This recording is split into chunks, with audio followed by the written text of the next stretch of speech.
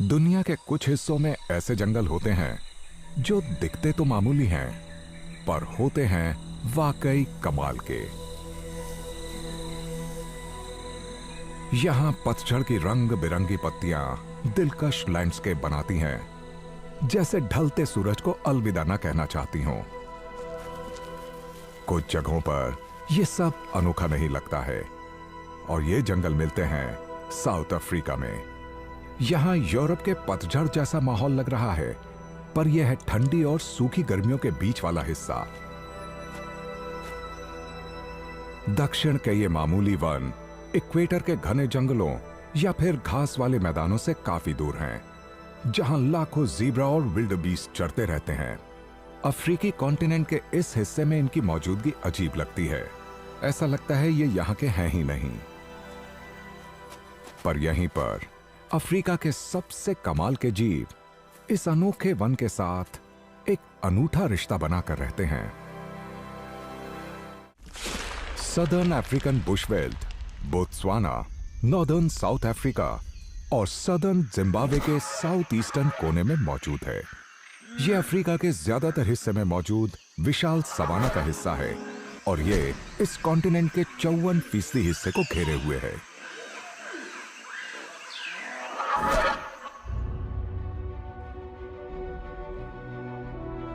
Southern African बुशवेल्ट एक classic savanna है। यहां कई तरह के पेड़ पौधे उगते हैं। यहां चारागाहें भी हैं और छोटी संकरी और बड़ी पत्तियों वाले पेड़ भी, जिनमें इलाके के हिसाब से थोड़ा बदलाव नजर आता है। बुशवेल्ट बेशक घना जंगल ना हो, पर फिर भी ये पेड़ों और झाड़ियों के लिए एक खूब बड़ी भूल भुलैया है। यहां रहते हैं बहुत सारे जानवर, जिनमें से कई विलोपन का गंभीर खतरा झेल रहे हैं, जैसे कि ब्लैक राइनो। यह स्क्रबलैंड इनका आखिरी आशियाना है, इनकी इकलौती बची सेंचुरी।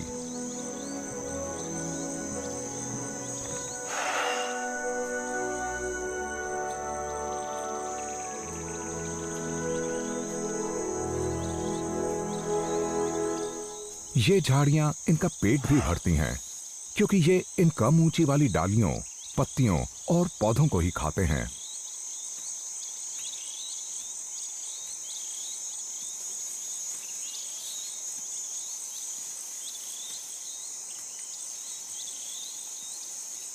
अपनी शानदार हॉर्न स्मेल्ट के जरिए ये ऐसे रसीले पौधों को ढूंढते हैं जो ठंड और बंजर साउथ की गर्मियों को झेल चुके होते हैं।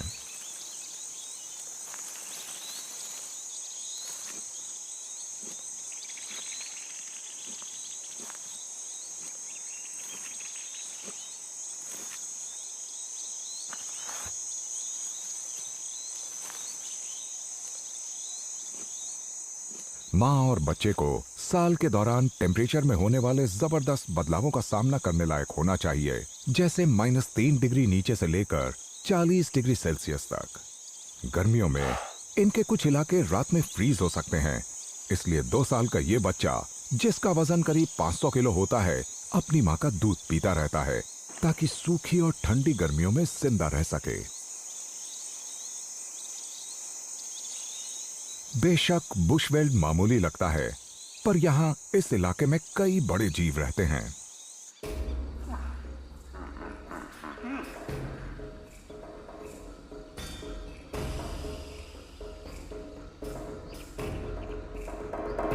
बफेलो, ज़ेब्रा और विल्डबीस्ट इस इलाके में घूमते रहते हैं। कम पेड़ों वाले इस इलाके में उनका आना जाना लगा रहता है।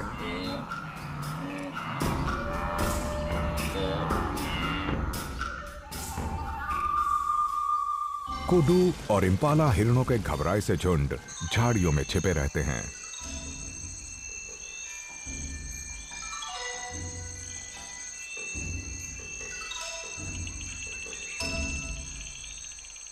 भागकर झाड़ियों में छिपने से सिक्योरिटी का एहसास होता है,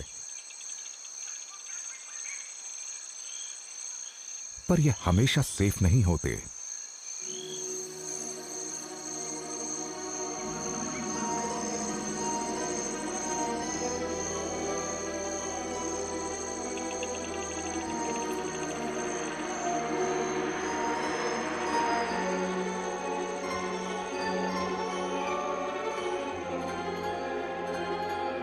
वाइल्ड डॉग्स बुशवेल्ड में गश्त लगाते रहते हैं किसी मुठभेड़ की तैयारी में। ब्लैक राइनो की तरह ये अनोखी स्पीशीज भी भारी खतरे से घिरी है।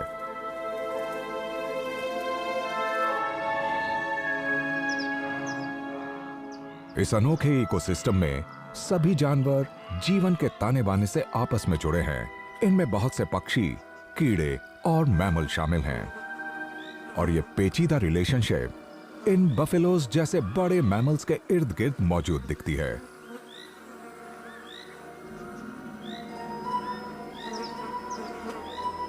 हजारों मक्खियां, पिस्सू और दूसरे पैरासाइट इनकी खाल पर रहते हैं, यहां तक कि इनके कानों और नाक में भी।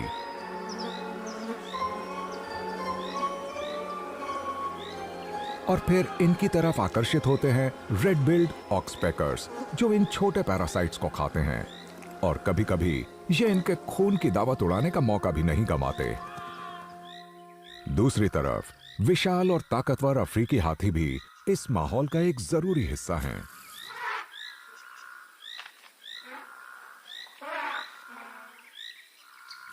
दुनिया में कहीं भी लैंडस्केप और वहां रहने वाले जीवों के बीच ऐसा रिश्ता साफ तौर पर नजर नहीं आता। अपनी जबरदस्त ताकत और ढेर सी खुराक के कारण हाथी अपने इस आशियाने के बड़े हिस्सों की शक्ल बदलते रहते हैं।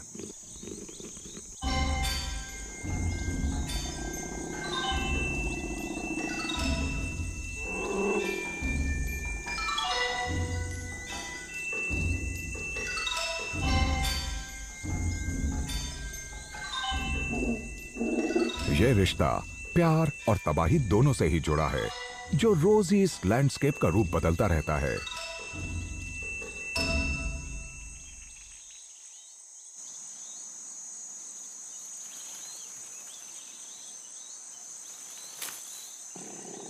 किसी अडल्ट हाथी को रोजाना 200 किलो से भी ज्यादा खुराक चाहिए होती है।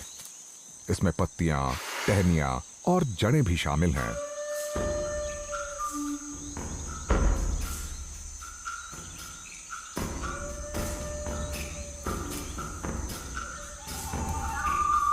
इनकी पसंदीदा खुराक है इस जंगल के पेड़, और कुछ तीखे कांटे भी इस काम में कोई बाधा नहीं डाल पाते।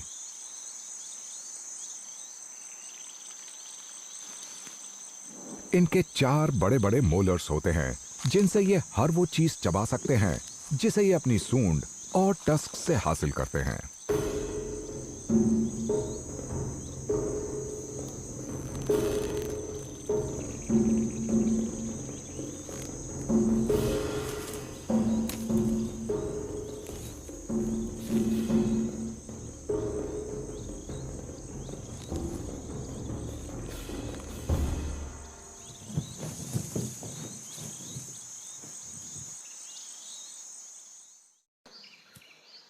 इस जंगल में एक और बड़ा जानवर रहता है।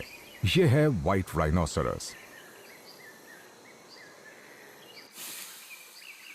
अपने कजिन ब्लैक राइनो के उलट व्हाइट राइनो का ज्यादातर समय छोटे मेडोज में चरने में गुजरता है।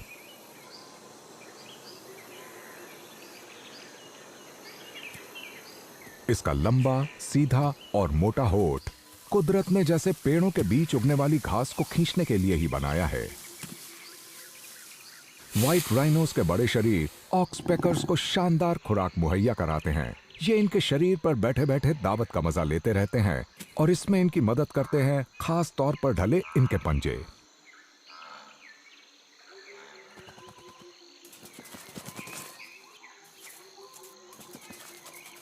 अपने लंबे नाखूनों की बदौलत ये अपने इस चलते फिरते रेस्टोरेंट पर अपनी पकड़ बनाए रखते हैं, पर कहीं कहीं गड़बड़ भी हो जाती है।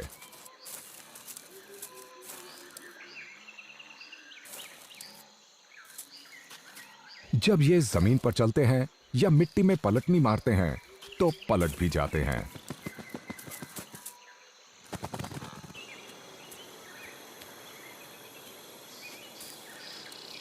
व्हाइट राइनो शांति से जीते हैं आमतौर पर।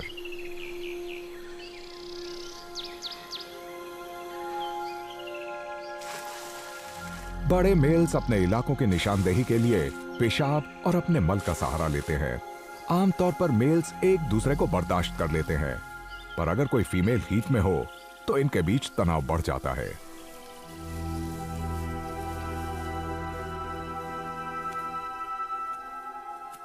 उसका ध्यान अपनी ओर खींचने के लिए इनके तेवर बदल जाते हैं। और अगर 2.5 टन वजनी जानवर 50 किलोमीटर प्रति घंटा की रफ्तार से दौड़ते हुए टक्कर मारे तो काफी चोट पहुंचा सकता है।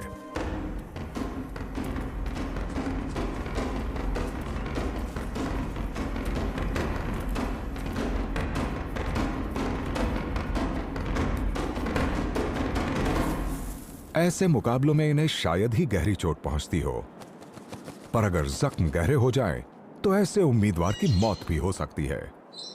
अफ्रीका के मैदानों में ट्रेजेडी रोजमर्रा की जिंदगी का ही एक हिस्सा है, और ये इस कमाल के लैंडस्केप के शानदार रोमांच का एक और पहलू है। बुशवेल्ड में इलाके और क्लाइमेट के हिसाब से बदलाव नजर आते हैं। लिम्पोपो और ओलिफेंट्स नदियां यहां के काफी बड़े जंगल से होकर गुजरती हैं और साउथ की गर्मियों में जरूरी पानी मुहैया कराती हैं। और जब बुशवेल्ड में पानी की कमी हो जाती है तो नदियों के पास वाले पेड़ों की पत्तियां कई जानवरों के लिए आशियाना और खुराक का जरिया बनती हैं।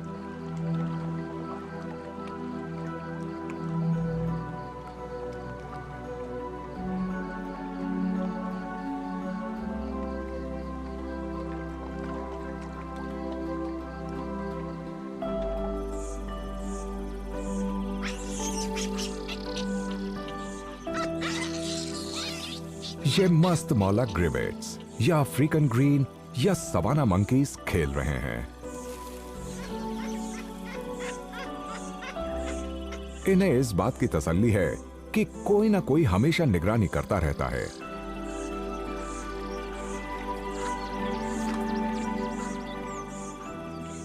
पुराने दौर के ये बंदर इस अनोखे वुडलैंड हैबिटेट में खूब फलते फूलते रहते हैं।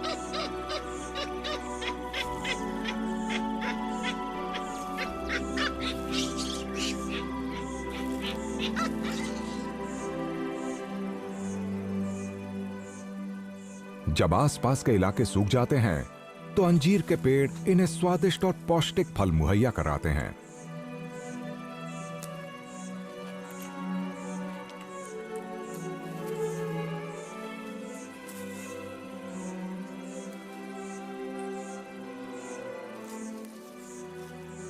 और ये इन तोहफों को कई तरह के पक्षियों के साथ प्यार से बांटते हैं, जैसे कि बार्बेट्स, टूराकोस और गिनी फाउल। ये जंगल की जमीन पर गिरने वाले फलों को मजे से खाते रहते हैं।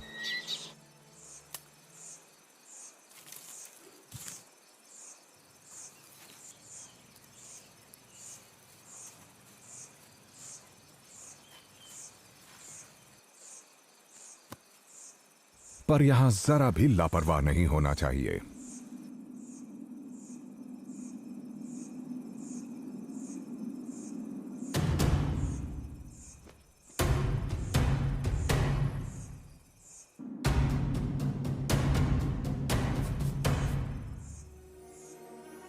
ये अफ्रीकन फिश ईगल वाकई खतरनाक होता है और ये ऊपर उड़ रहा है।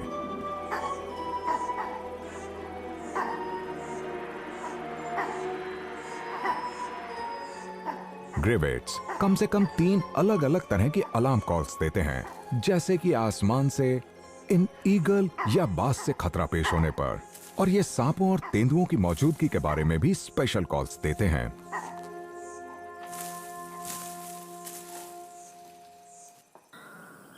सवाना में कई तरह के शिकारी जीव होते हैं और यहाँ हर एक का एक खास रोल होता है। मिसाल के लिए हाइनास फूड चेन में सबसे ऊपर होते हैं, शेरों और तेंदुओं से भी ऊपर।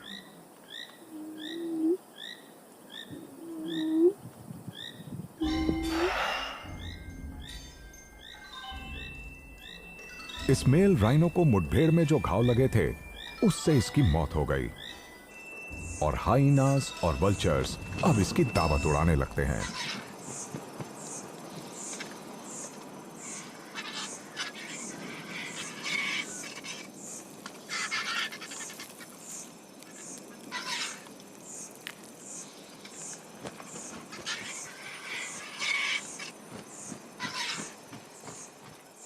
स्पॉटेड हाइनास बुशवेल्ड्स के सबसे इफेक्टिव स्कैवेंजर्स होते हैं, पर साथ ही यहाँ के सबसे जबरदस्त शिकारी भी।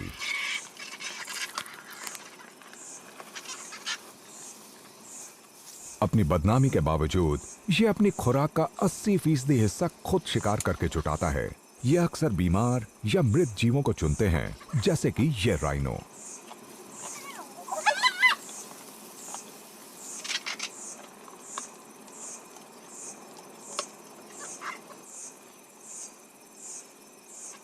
सभी मांसाहारी जीवों में इनकी बाइट सबसे ताकतवर होती है, जिससे ये सबसे बड़ी हड्डियों को भी चकनाचूर कर देते हैं।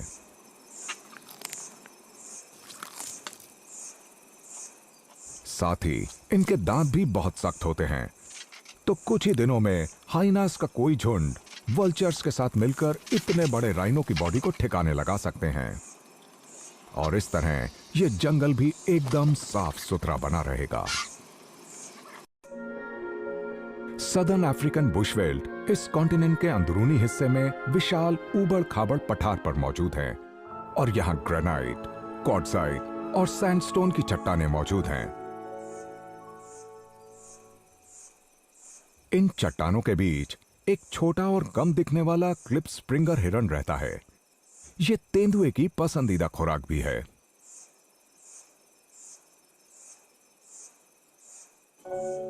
यहां चट्टानों के नीचे ब्रश में अब भी पतझड़ वाले रंग दिख रहे हैं, पर यहां पेड़ अलग हैं। यहां मोपाने ट्रीज काफी ज्यादा हैं।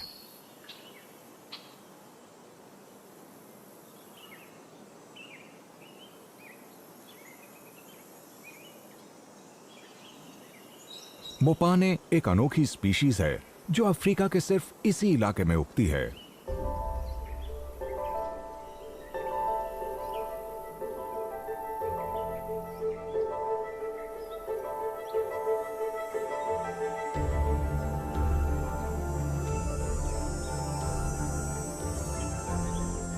इस इकोसिस्टम के दूसरे पेड़ों से उलट, मोपाने की पत्तियां खासी चौड़ी और पंखों की तरह बीच से दो हिस्सों में बटी होती हैं। मोपाने एक स्थानीय शब्द है और इसका मतलब है तितली।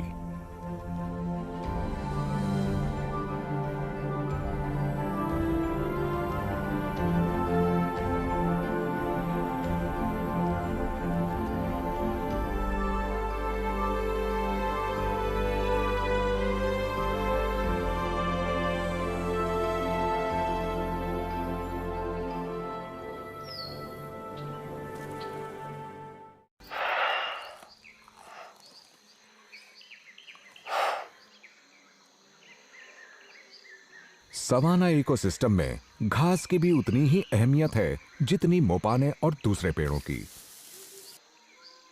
ये यहाँ खुले मैदानों जितनी बहुतायत में तो नहीं मिलती, पर यह घास पात खाने वाले बड़े जीवों के लिए जरूरी है, जैसे कि ये केप बफेलो।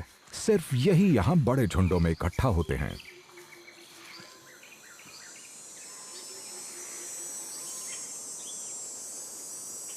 जिराफ, मोपाने और दूसरे बुशवेल्ड ट्रीज से अपनी खुराक लेते हैं। अपनी लंबी जीभ के जरिए ये सबसे बढ़िया कोंपलों को तोड़ पाते हैं, पर इन्हें जल्दी करनी होती है वरना पत्तियां झड़ने लगेंगी।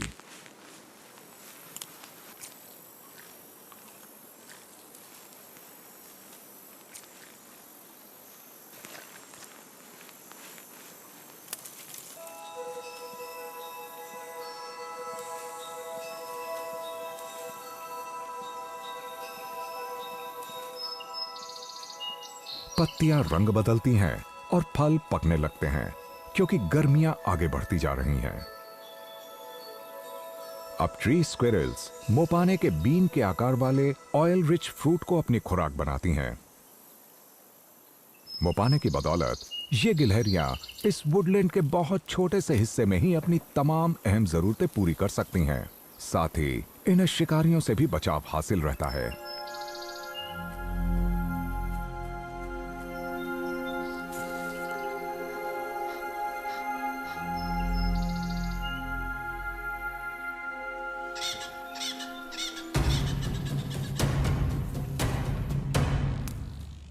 ये है माउस बर्ड्स का एक झुंड जो खतरे से सुरक्षित है। सवाना इनके पसंदीदा एनवायरनमेंट्स में से एक है और ये अक्सर फ्रूट, शूट्स और पत्तियों को बुशेस और श्रब से इकट्ठा करते रहते हैं। ये एक दूसरे की ग्रूमिंग के लिए आपस में सट कर रहना पसंद करती हैं। इस तरह के टाइट ग्रुप्स बनाने से ये गर्म भी रहती हैं। सदर्न समर्स में टेम्परेचर घटकर 5 या 6 डिग्री सेल्सियस हो जाता है।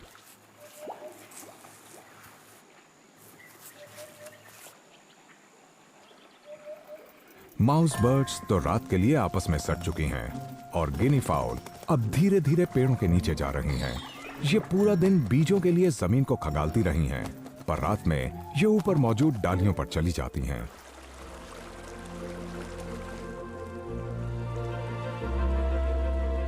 बटरफ्लाई फॉरेस्ट में शाम ढल रही है और इसके कुछ बड़े आकार वाले वासी अब भी खा रहे हैं। सदर्न अफ्रीका के इन कमाल के जंगलों में जीवन की ताल कभी नहीं थमती।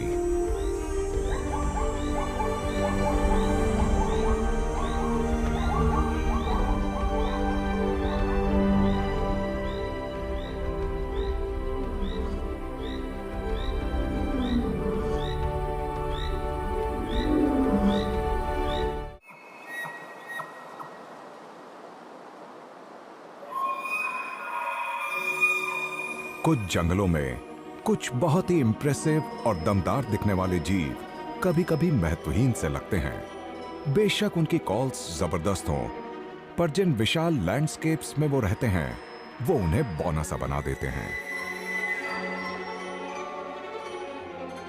नॉर्थ अमेरिका की कुछ सबसे कमाल की माउंटेन रेंजेस में जो जंगल हैं, वहां काफी अलग अलग तरह के जंगली जीव रहते हैं।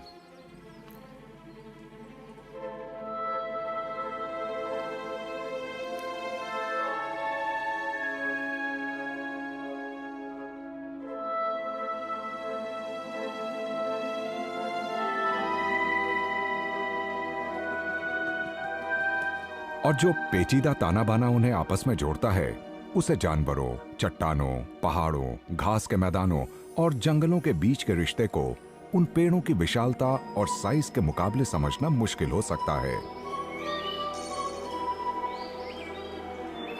पर मुश्किल से ही दिखने वाले दुनिया के सबसे पुराने जीव यहां रहते हैं। ये हैं पृथ्वी पर मौजूद सबसे विशाल, सबसे बड़े और सबसे ऊंचे पेड़।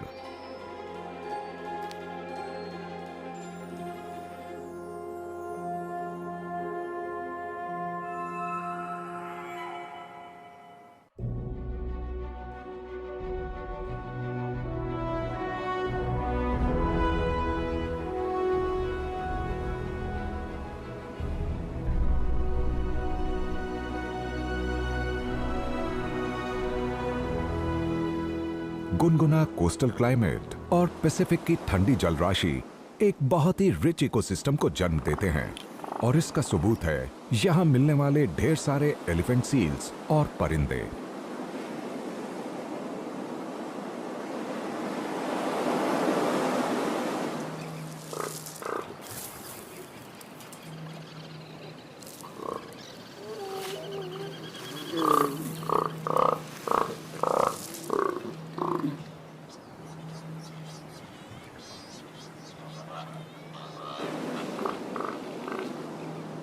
एलिफेंट सील्स कोस्ट के साथ साथ अपनी ब्रीडिंग कॉलोनीज बनाने के लिए बड़ी संख्या में इकट्ठा होती हैं।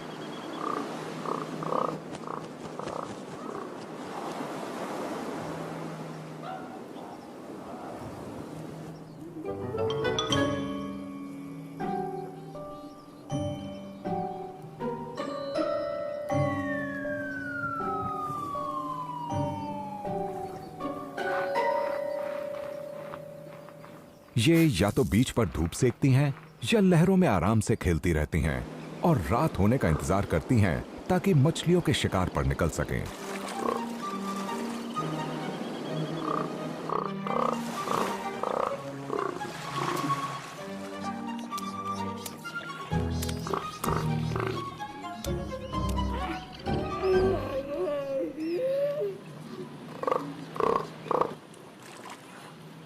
नमी भरा और न ज्यादा गर्मी और सर्दी वाला ये माहौल उन पाइन्स के लिए एकदम सही है जो उन चट्टानों के किनारे उगते हैं जो नीचे समुद्र तक जाती हैं। टॉरी पाइन्स और बिशप पाइन्स कोस्ट के करीब उगते हैं और समुद्र में जाने वाले और जमीनी दोनों तरह के पक्षियों के लिए आशियाना मुहैया कराते हैं। समुद्र द्वारा बनाए गए इस माइक्रो क्लाइमेट में शानदार कोस्टल फॉरेस्ट्स पनपते हैं, पर यह तो उन शानदार जंगलों की सिर्फ एक बानगी भर है जो बाकी कैलिफोर्निया में मिलते हैं।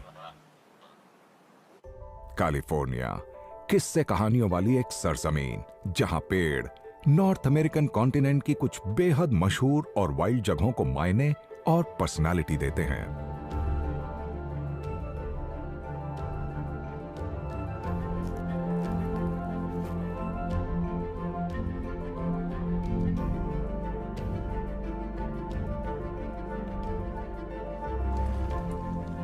इन टेम्परेट लैटिट्यूड्स में कॉनिफर्स की जो डाइवर्सिटी और वेल्थ दिखती है वो दुनिया में और कहीं नजर नहीं आती।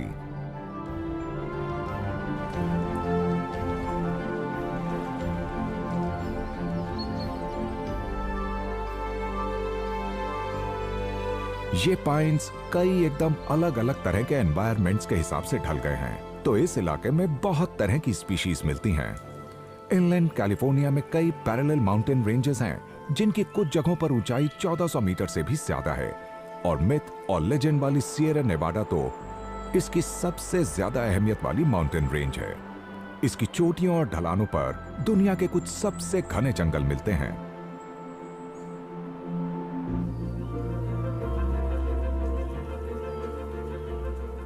पुराने ग्लेशियर्स ने योसेमिटी इलाके जैसी कमाल की जगहों में ऊंची ऊंची घाटियां तराशी हैं।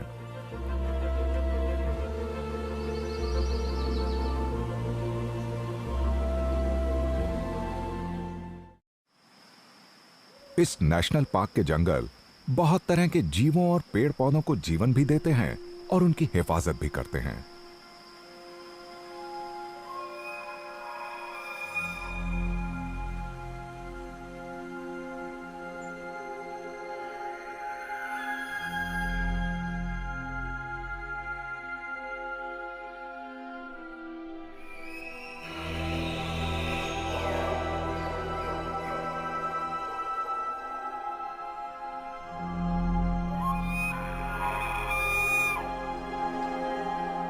मिसाल के लिए ये वापिटी या एल्क का इलाका है।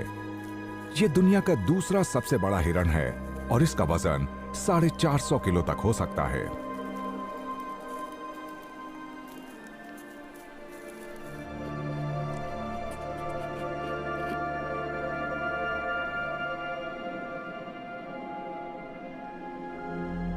मेल्स फीमेल्स के मुकाबले करीब 25% बड़े होते हैं और इनके साल के ज्यादातर दिन जंगल में छिपे रहकर ही बीतते हैं। ये यहाँ पत्तियां, बर्ड्स और पेड़ों की छाल खाते रहते हैं। एल्क्स के मिलन करने का मौसम पतझड़ में शुरू होता है। ये तभी जंगल से बाहर बड़े बड़े मेडोज में निकलते हैं और वहां ये अपनी मादाओं को इकट्ठा करते हैं।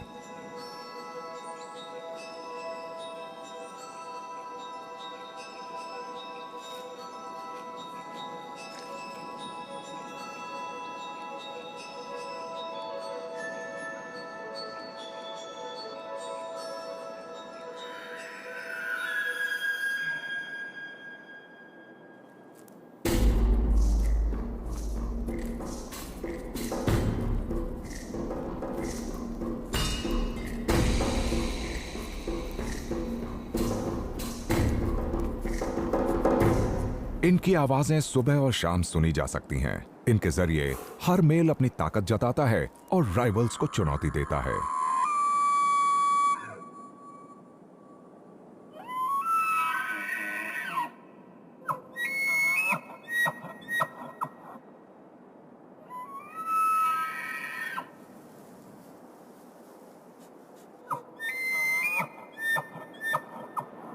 जहां एल्क हीट में हैं और इनकी मौजूदगी जंगल में साफ नजर आती है, वहीं काले भालू सर्दियां शुरू होने से पहले खुराक इकट्ठी करने में लगे रहते हैं। ये अपने इलाके के दायरे में ही रहना पसंद करते हैं। ब्लैक बेयर्स कई अलग अलग तरह के इकोसिस्टम्स में मिलते हैं, पर इन्हें ज्यादा पसंद आते हैं पहाड़ी जंगल। ये भालू जंगल में एक मीठी चीज की तलाश में घूम रहा है।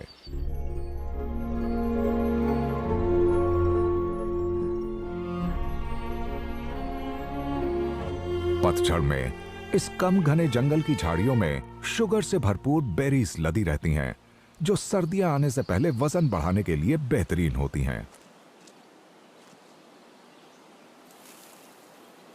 ब्लैक बेयर्स एक दिन में 20,000 कैलोरी से ज्यादा कंज्यूम कर सकते हैं। सर्दियों में जिंदा रहने के लिए इस जबरदस्त फैट रिजर्व की जरूरत होती है।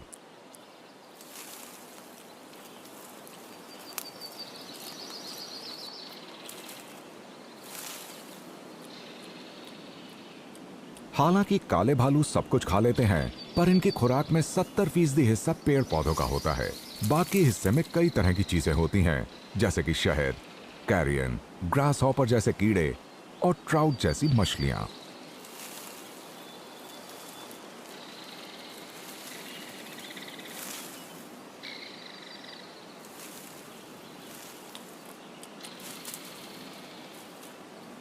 भालू क्योंकि जंगल से कहीं जाते नहीं, तो एल्क को ये नजर नहीं आते हैं। वैसे भी ये अपने मिलन और मेटिंग के काम में नदियों के किनारे मौजूद मेडोज में बिजी रहते हैं।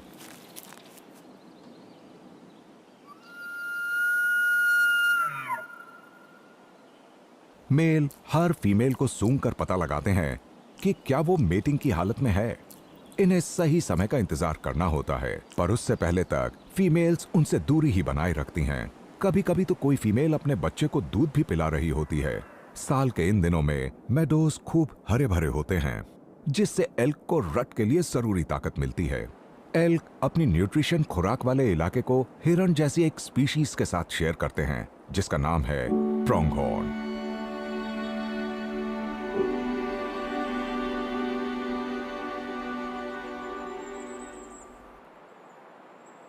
ये मैदानों में रहने वाले शाकाहारी जीव हैं। गर्मियों और पतझड़ की शुरुआत में ये लगातार चरते रहते हुए रोजाना 4 से 7 किलो घास खा जाते हैं।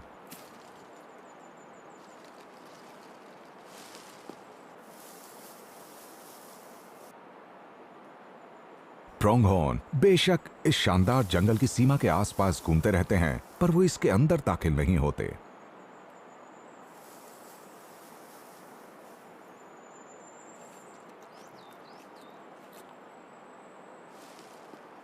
ये खुले मेडोज में रहना पसंद करते हैं। इनके शरीर तेज रफ्तार पर सफर करने के लिए ढले हैं।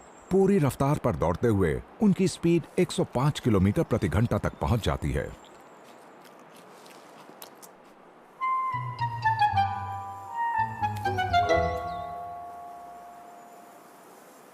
प्रोंगहॉर्न्स के गिने चुने ही शिकारी होते हैं, और इन्हीं में से एक है कायोटी, जो इनके बच्चों का शिकार करता है जब ये कुछ ही दिन के होते हैं। पर पतझड़ में कोई खतरा नहीं होता, क्योंकि तब ये बिना किसी रुकावट के भाग सकते हैं।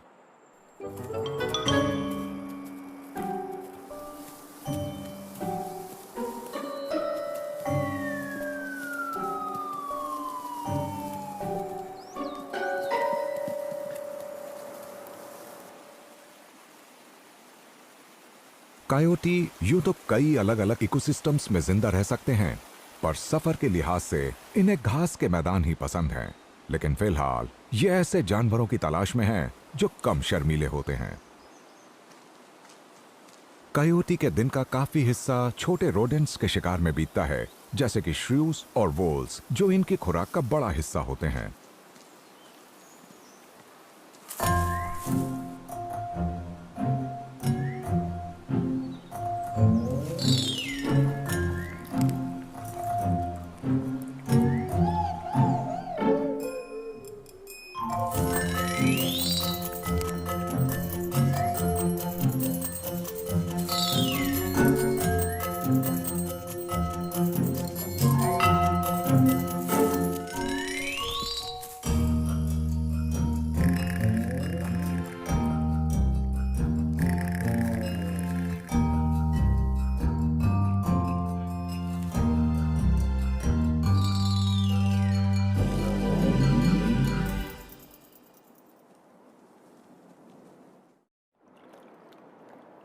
वेस्टर्न कैलिफोर्निया के मशहूर पहाड़ों में कई पेचीदा रिवर सिस्टम नजर आते हैं और ये नदियां मैदानों, घाटियों और जंगलों से होकर बहती हैं।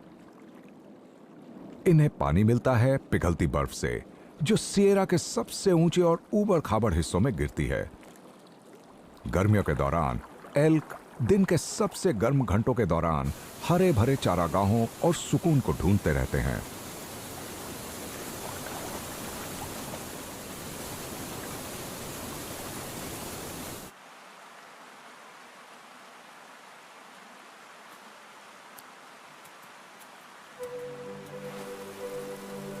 नदियों के आसपास और करीब 2000 मीटर की ऊंचाई वाले ढलानों पर भरपूर घने जंगलों के अंदर व्हाइट टेल डियर जैसी शर्मीली प्रजातियां छिपी रहती हैं।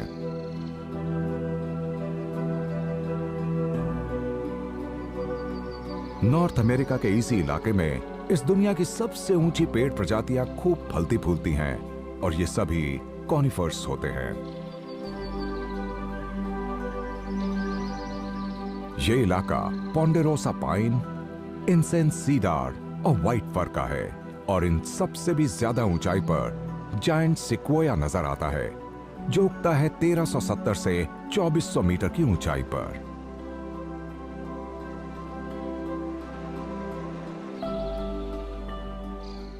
अमेरिकन डियर की एक प्रजाति छोटे व्हाइट टेल डियर का वजन 160 किलो तक होता है और इसे ये जंगल बहुत पसंद है, पर रेडवुड्स के सामने ये आंकड़ा बेमायने ही है। कैलिफोर्नियन सिक्वोया सबसे बड़े पेड़ों से भी विशाल होता है और इसीलिए इसे दुनिया का इंप्रेसिव लिविंग बीइंग कहा जाता है। इसकी ऊंचाई 100 मीटर से भी ज्यादा हो सकती है और पृथ्वी पर मौजूद किसी भी चीज के मुकाबले इसका वॉल्यूम सबसे बड़ा होता है। ऐसे किसी सबसे बड़े पेड़ का वजन 2000 टन तक बताया जाता है।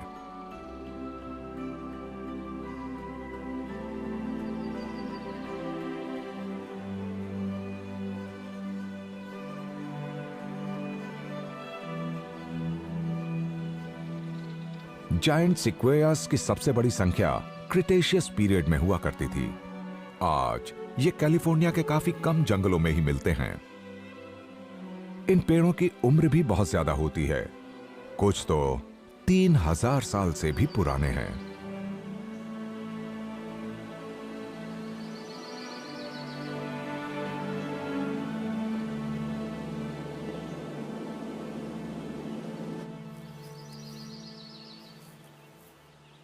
ज्यादातर रेडवुड्स 70 साल से छोटी उम्र होने से पहले बीज बनाना शुरू नहीं करते हैं।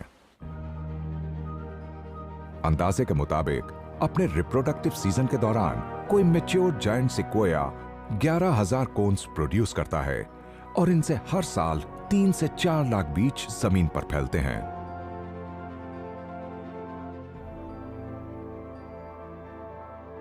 ये बीज गिलहरियों की कई प्रजातियों के लिए किसी शानदार दावत जैसे हैं, जो इन शानदार जंगलों में ही रहती हैं।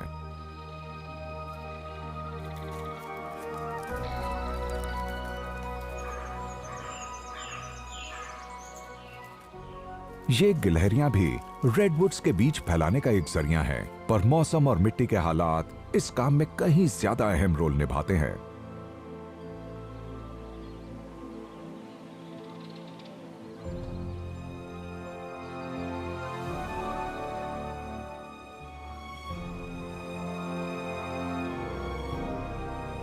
एक अनुमान के मुताबिक 100 करोड़ बीजों में से कोई एक अंकुरित होता है।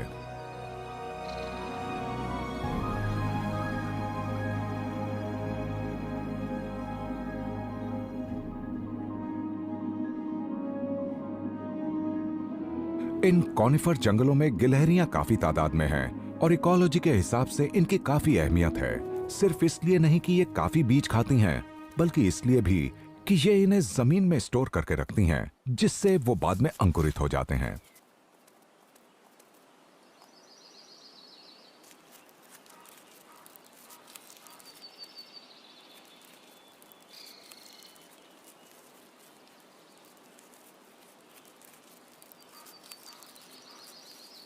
डगलस स्क्विरल्स तो अपने गोदाम बनाती हैं, जहां वो 18,000 तक पाइन कोन्स छिपा देती हैं। इन गिलहरियों की बड़ी संख्या और वैरायटी के कारण लॉन्ग टेल वीजल जैसे कई छोटे कार्निवोर्स इस तरफ आकर्षित होते हैं।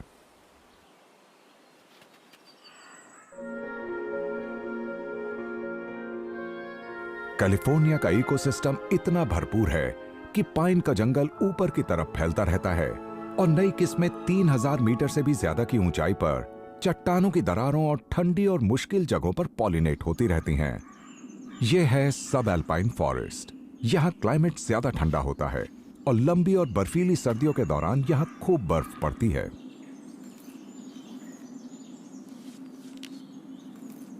यह इलाका है व्हाइट और लॉचपोल पाइन्स का और माउंटेन फर का।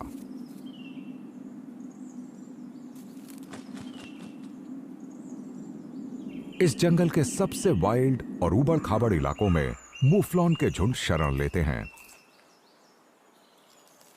ये स्पीशीज बताती है कि इकोसिस्टम्स की सेहत कैसी है, क्योंकि ये अपने हैबिटेट में होने वाले मामूली से बदलावों के प्रति भी बड़े सेंसिटिव होते हैं। यहां इसकी मौजूदगी जताती है कि इन जंगलों की हालत बढ़िया है। मूफ्लॉन्स इस उबड़ खाबड़ इलाके के हिसाब से बखूबी ढले हुए हैं और यहां ये शिकारियों से छिपने के लिए जंगल का इस्तेमाल करते हैं। ये पतझड़ और सर्दियों में ऊंचे पेड़ों वाले जंगलों में भी जाते हैं ताकि ऊंचे पहाड़ों के बेरहम मौसम से बच सकें।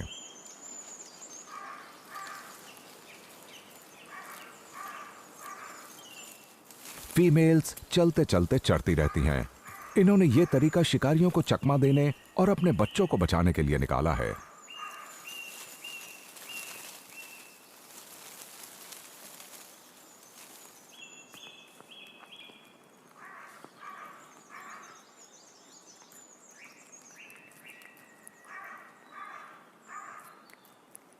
गठीले और ज्यादा ताकतवर मेल्स पहले खाते हैं और फिर आराम करने के लिए बैठ जाते हैं। इससे उनका खाना बहुत बढ़िया तरीके से पचता है, जिससे ये साइज में फीमेल्स से बड़े हो जाते हैं।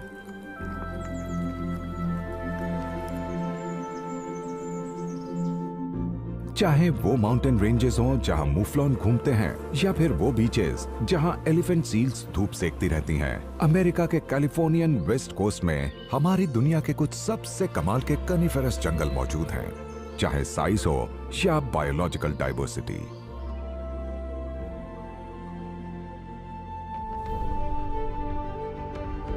चाहे समुद्र का किनारा हो या 3000 मीटर ऊंची एल्पाइन पीक्स, हमारे ग्रह के सबसे कमाल के पेड़ पौधे मिलते हैं फॉरेस्ट्स ऑफ जायंट्स में।